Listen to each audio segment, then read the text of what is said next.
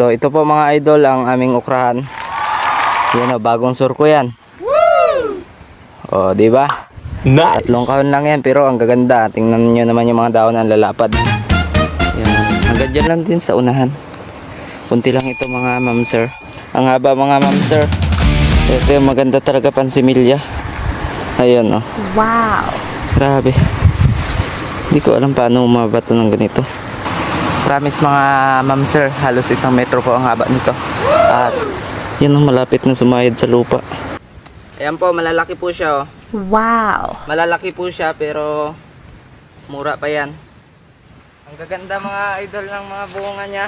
Mga karamihan, mga straight talaga. Ayun oh. Ito na pala yung na-harvest natin. Kalahating balde na. At yung na-harvest na natin ay kalahating kahon na rin.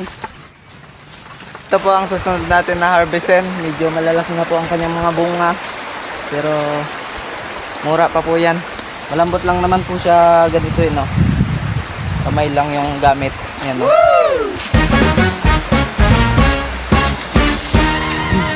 Mas maganda kasi kapag nakasunod sa atin yung video.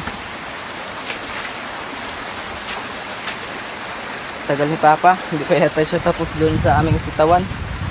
Wala pa tayong backup.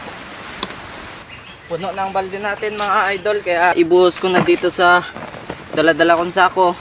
Nice. Kaya lang maliit yung nadala ko na sako.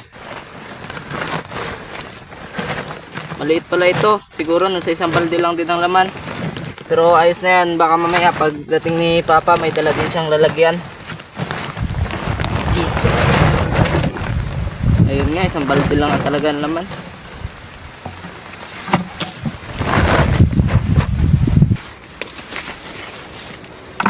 Gamprang.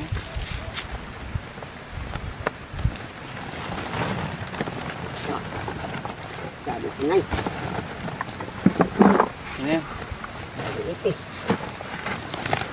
Yan guys yung harvest namin. Wow. Wow.